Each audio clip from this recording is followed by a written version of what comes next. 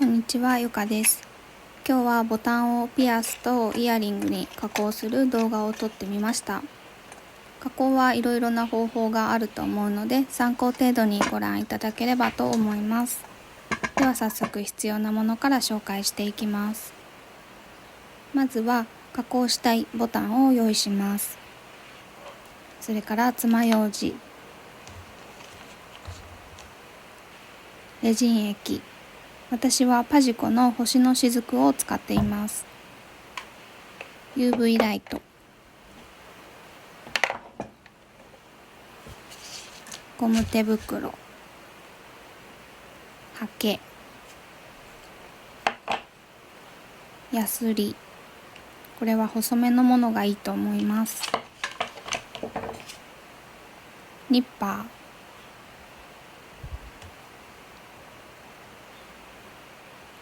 ボタンを固定する土台、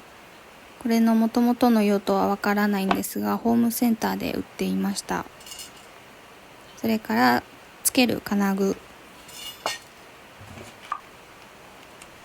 マスキングテープ、クリアファイル、シリコンのシートがあればそれがいいと思います。それからお水も少し使います。加工に入る前にボタンの裏側を少し見ていただきたいんですが、今回はよくある3種類のボタンを用意しました。まず緑色のボタンは裏面に凹凸がほとんどなくてフラットに近い作りです。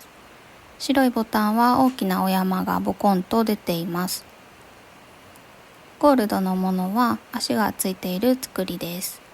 それぞれ加工方法が変わってくるので一つずつ紹介していきます。足がついているゴールドのボタンから裏処理をしていきます。今回用意したボタンはすべてアクリル製なのでニッパーで簡単に切ることができます。できるだけ根元から切りたいので土台に乗せて下に押し付けながら切ります。この時表面に傷がつかないように注意してください。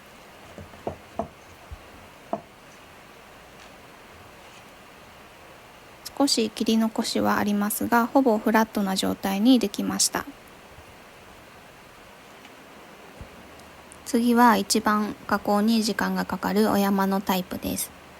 このままピアスやイヤリングの金具をつけてもいいんですが、耳とボタンの間に少し距離ができてしまうので、ピアスをつけた時にボタンが下を向いてしまいやすいです。それを防ぐためにお山の部分はできるだけ削ります。これも土台に乗せて細いヤスリで削っていきます。結構力がいる作業なので、たくさんのボタンを加工するよっていう方は電動のヤスリもあるのでそれを使ってもいいと思います。偏って削れていないかを確認しながら少しずつ削っていきます。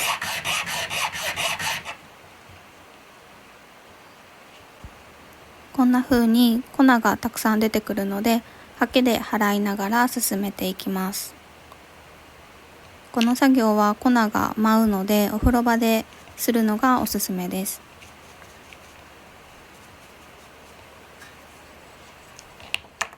削ってハケで払ってを何度か繰り返してお山を少しずつ薄くしていくんですが、削りすぎるとお山以外の部分に傷がついてしまうことがあるので、最後の方は特に慎重に作業します。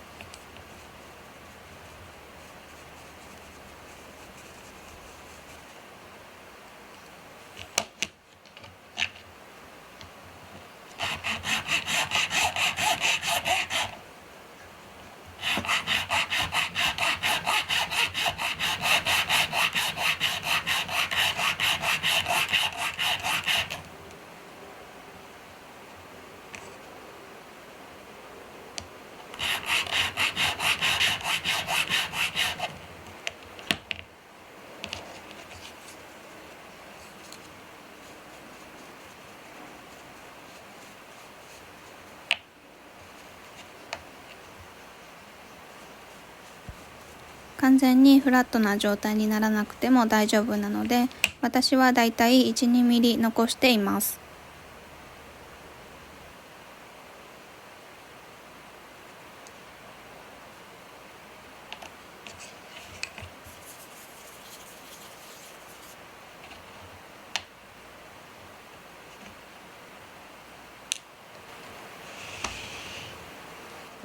削り終えたら水で洗って粉をしっかりと落とします。ボタンの穴の中にも粉が詰まっていることがあるので、爪楊枝で隅々まできれいにします。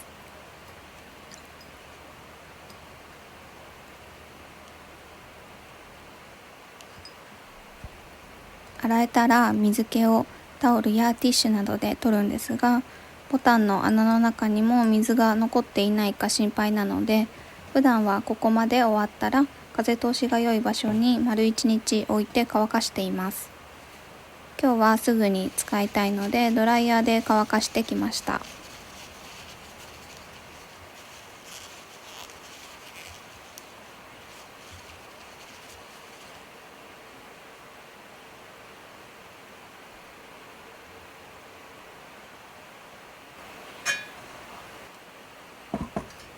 緑のボタンはもともと平らになっていて、削っても削らなくてもあまり仕上がりに影響がないので、今日は削らずにこのままいきます。それではすべての裏処理が終わったので、金具をつけていきます。動画では少し見づらいんですが、下にクリアファイルが敷いてあります。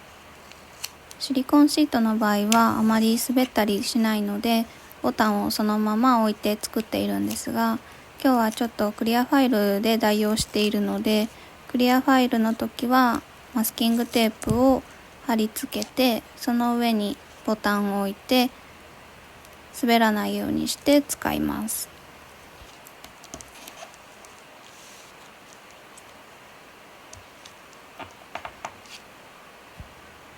私がよく使っているのは 5mm の平皿がついたサージカルステンレスのピアスです。それでは金具の接着をしていきます。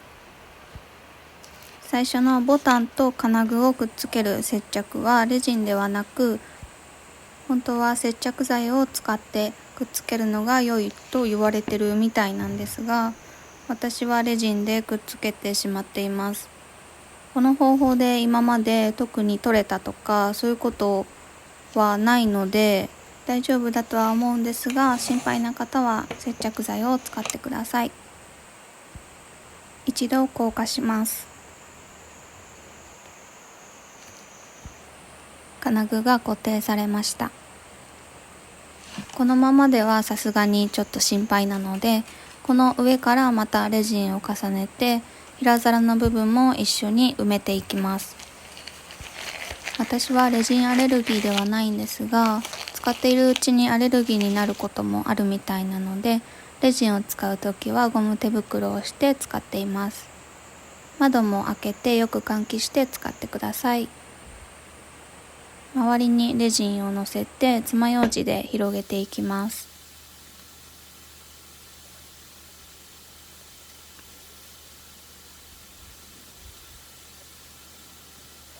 塗り残しがないように薄く広げていきます。特に金具の部分はしっかりと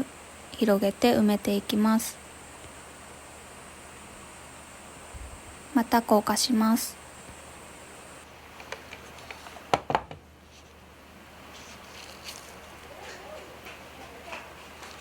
これでピアスの金具がつきました。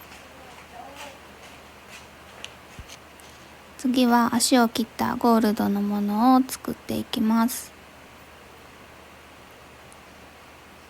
足の部分が切り切れずに少し残っているんですが、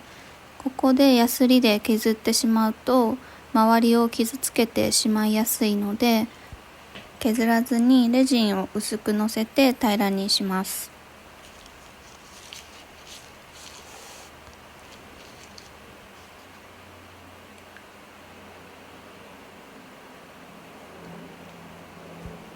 この時のレジンは分厚くなりすぎないように本当に少量で大丈夫です。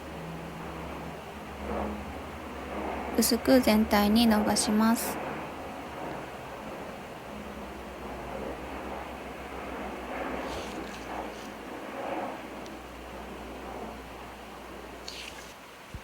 一度硬化します。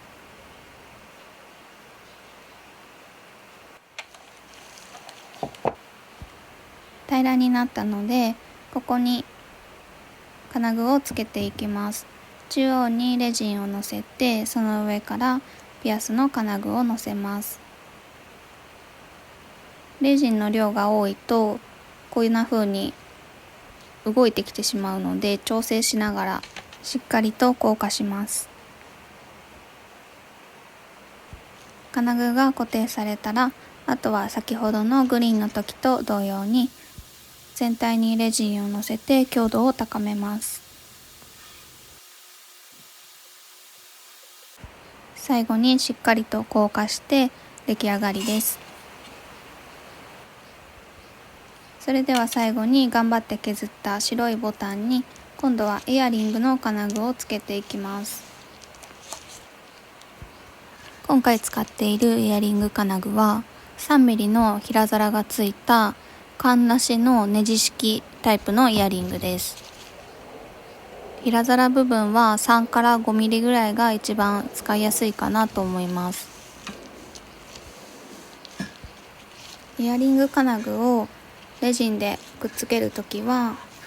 手で金具を持った状態でそのまま UV ライトを当てて一度固めます。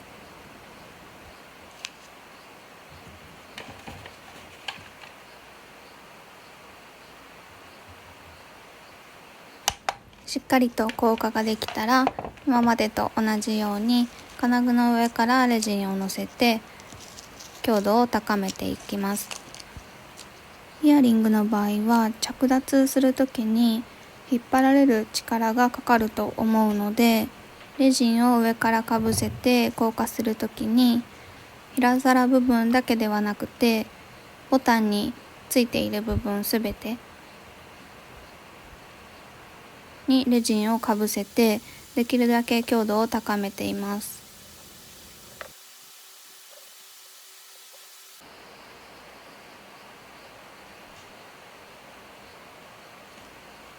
しっかりと硬化して完成です。